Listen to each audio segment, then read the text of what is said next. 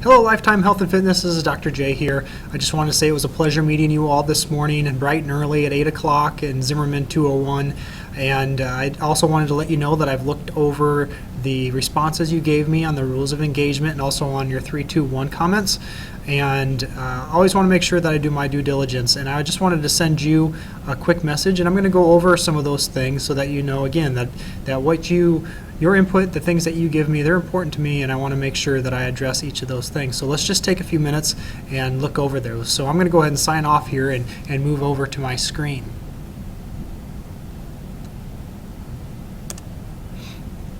So let's start with the rules of engagement. Kind of what did you say? Well, first off, what are you expecting from me? Well, be able to ask questions, that it's okay for you to ask those questions, and that I'm clear in my instructions. Again, that's kind of why I'm doing this screencast right now. Show that I'm genuinely concerned, or I show care for each one of you in this class. And I'm not always the best at doing this. I know I need to do a better job of smiling a little bit more. It's just kind of a fault of my own. But I want you to know that each of you do matter. Absolutely, 100% matter to me. So make sure you take that opportunity to come through my door. Shoot me an email, anything. I want to make you feel comfortable because you do matter. The other part is that you expect me to be hands-on and participatory, and I think that goes back to that role modeling piece. And you know, I always intend to be an active role model and do my best, but I have my faults too, and I'm not perfect, so I'm not going to pretend that I am. Be fair and recognize the individual ability of each student. I mean, isn't that what we are? We're all individuals, and that we're all a little different. I ask only that you give your very best, and I'll do my best to be fair. A lot of times that might be just open communications. If there's something going on, again, I need to know so that I know how to, that I have fair expectations of that day. On the other hand, fairness is also treating everybody a bit equally too. I can't give one person a bunch of special considerations and not the next. I need to be fairly uniform across the board with the class and have similar expectations in the same levels of accountability. But again, if there's something that needs to be addressed, if we proactively communicate, there's times when we can make exceptions for individuals if appropriate. Be patient. I'm probably not always the most patient person in the world, but I'll do my best. The next piece is be knowledgeable. I would hope with my many degrees that I am knowledgeable, and I'm trying to get better and more effective with my instruction. That's kind of why I've implemented some of the things that I have this year.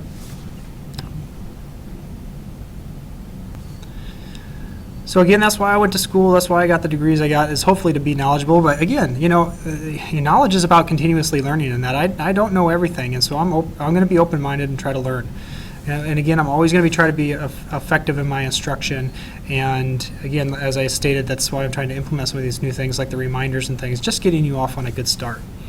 What can I expect from you? And I thought these were really awesome concepts and feedback. All I can ask from you is that you always try your best, and again, that you do your work and that they're responsible. Kind of again, the 3 tenets of our class. I didn't go over them much today, but it's be engaged, be inquisitive, and be responsible. So if you're trying your best, if you're asking questions, if you're being open-minded, that means that you're being engaged and you're being inquisitive. And then again, if you're doing your work, you're turning things in on time. You're preparing before class. Those are the things that show responsibility. I'm gonna the last couple things here I'm going to address is getting an A, what I can expect from you. I want you to know I don't get too caught up on that. I mean, I want you all to get A's, and I hope you get great grades, or at least the ones you want to get. But an A doesn't always mean that you learned, and that I hope you really grow from the part. So don't ever think that I'm going to like you more just because you got an A, or I'm going to like you less just because you got a C or a D or didn't quite complete the class. But and I think a lot of that goes back to this last piece, which is the honesty and the respect for each other and our peers. And that was one of the big things I heard from many of you. You expect to respect each other, and you expect the teacher to respect you, and I think I can promise that. What behaviors do you expect? What do you think from your peers? What's going to impede or negatively impact that open discussion or your learning? And what you kind of said from your fellow students is when there's distractions. So when they're playing around, maybe they're talking to someone next to them, or even if it gets a little too boisterous and they're shouting. Another thing I heard or saw was that you didn't necessarily like when people had their phones out, music on, or earbuds in, and that this can be distracting. The next part was interrupting. So if you have a thought or you're sharing something, You want your peers to kind of, wait their turn, raise their hand, wait to be called on, and that allow you to conclude your thought. And I think that's a good policy, right? Treat others as we expect to be treated. And then the other part you said was not participating, because we will do a fair amount of group work and some interactive discussions, both in small group and large group.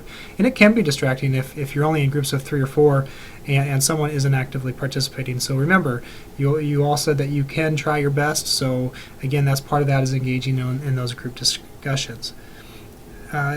For me, what do you need from me as the professor? Well, it can be distracting if I'm ambiguous or I'm not very clear.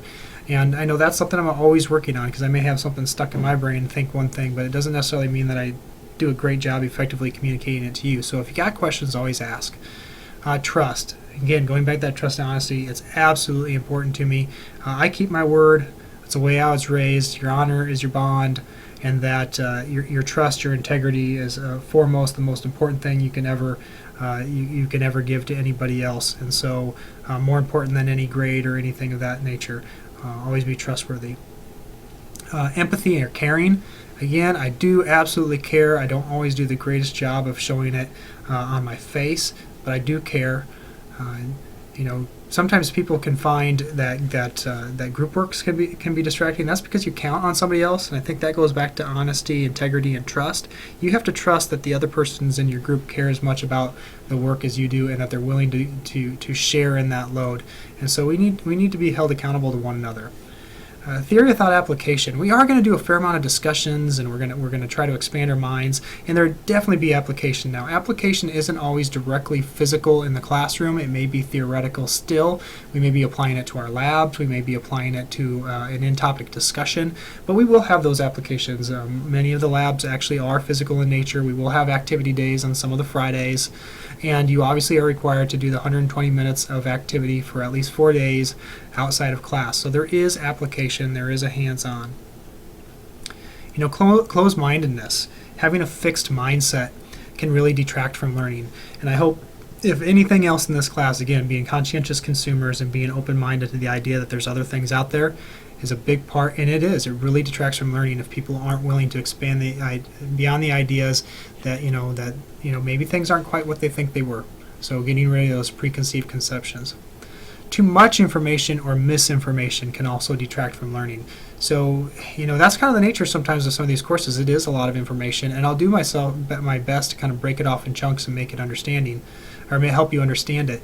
And then at the same token, I hope I'm not feeding you the wrong information, but if I ever do make a mistake, you catch it, certainly you can put your hand up in a tactful way, kind of ask me to clarify something, or if I catch myself after class, I'll come back and clarify that and make sure that I get you the right information. How do we address each of these things? Well, do a good job of explaining expectations. I try to do that today. I'll continue to do it throughout class. I will help you with your notes and write some things on the board, especially in the first 3 to 4 units, until you get used to how to take good, efficient notes. I will definitely facilitate redirect questions during discussion. If we kind of get off subject, I'll try to loop it back in, but I'll try to do it in a respectful way. Correct or address inappropriate or distracting behaviors. This is something I just have to do. Again, it goes back to the accountability and getting a good, positive learning environment. If there's something that's going on and it's detracting from my learning, or it kind of falls into those areas where you all said these are things that detract from my learning, I have to correct it. It's not to be rude, but it's just to acknowledge that it's that we don't want it in the classroom. So, being respectful and don't laugh. Again, we all have different values. We all have different beliefs. We all have different faiths. And just because someone's different doesn't make it make it silly or inappropriate. So be respectful, maintain your composure. That's simple golden rule. What things will enhance our learning in the classroom? Discussion hands-on, and that's a good thing because we would do tons of it in class. Research. That's where that Get Well GU project will come in. We'll do a little bit of research, but it's introductory research, not really expansive research like you might do in a research methods course. We'll do some group activities quite a bit. Feedback, I absolutely try to do my best to make sure that all your homework is back within the week. It's graded on my Graceland. I actually have somebody that helps me with that, so your Graceland grade should be up to date. Usually within about 72 hours or so. So 3 or 4 days it's usually up to date. Again, I'll write some on the board. I won't do a ton of note-taking on the board once we get past maybe week 6 or 7 or so. And again, being respectful and open-minded. What other items should be covered when creating an environment that's to be engaged, inquisitive? This is, again, most of these things that you talked about was more humanistic. Be respectful, creating that comfortable environment where you can, where it's emotionally supportive, that there's a lack of audio or noise, and there's no phones, ringers, etc. going off. Again, keeping those reminders. We'll do that for about the first 4 weeks, making it hands-on, theory into practice, and then the last part is making it fun. I hope it is. I don't mind lightheartedness as long as it's focused and appropriate. But I hope so. I hope this class is fun. Again, what topics are you most interested in? We hit this with the introductions, but being healthy, eating right, how to burn those calories or manage our weight, how does our body work, those fitness topics, how to move right, and then the other part is aging. How does the decisions we make now affect us over a lifespan? So the next one we'll take a look at is your 3-2-1s. Things you liked. The reminder system. If you haven't done that, again, make sure that you get signed up for that. You can check your Graceland email. I sent you how you can get signed up for that. I won't do it over the web here because I don't want everybody in the world signing up for it. You like to learn about weight control, physical fitness. You like the idea to seem like an engaging classroom, or you like the style or setup and the use of My Graceland. I'll hit on that in a second. You felt I was straightforward and honest. Hopefully most of you find this interesting and that it's going to be an active class. At least one person stated they were interested in the documentaries. A few folks were interested in the healthy shopping or how to eat well at Graceland. They liked the idea that this could be open. It wasn't always set in stone. That there was a grading or a weighting that was equally distributed. They felt that the syllabus was pretty detailed, and that was nice. They felt the fitness logs might hold you accountable to a fitness regimen. Again, that stress management was going to be covered. That's a big area for college students. And the last thing that was open office hours. Again, I'm in Zimmerman 214. If the door's open, you're always welcome to come in. So what things are we concerned about? Is there going to be too much physical activity? Well, again, the physical activity can vary. You choose it. It can be weight-bearing, non-weight-bearing, swimming, jogging, whatever it is you do, intramurals. It could be your own sport. Again, it needs to be something appropriate for your level, but the key is getting your heart rate up, and getting your heart rate up for at least 30 minutes in a given bout, and looking to get 120 minutes per week. The quizzes before class. Remember, I'm going to set you up for success. We're going to do we're going to do a lot of preparation. We're going to take quizzes on Friday for the first 3 weeks, but then after that, you'll be on your own and doing it beforehand. But we're going to teach you how to take the notes and get prepared for that, so you'll be ready. Keeping track of those logs, again, the reminders will be in there. We'll show you how to use My Graceland effectively. Keeping up with the load of assignments. This is a little bit challenging for some folks, but that's more organization than it really is as much as it is time. Getting an A, but don't get too caught up on that.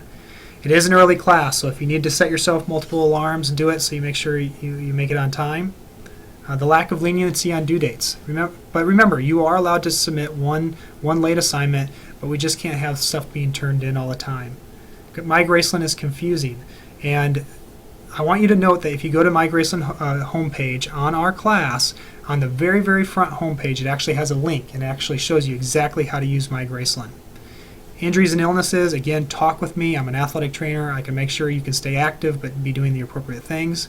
Having the book used is perfectly fine. That's okay. And then again, exams, I'll teach you how to better prepare. The cell phone thing came up, but only on a couple folks. Is it really fair? And we can have that discussion with more depth. So I'm going to hit on question 3 here in another screencast. We're running out of time here. I'm held to 15-minute segments. So I'm going to come back in another screencast and just hit on those questions that you had looming.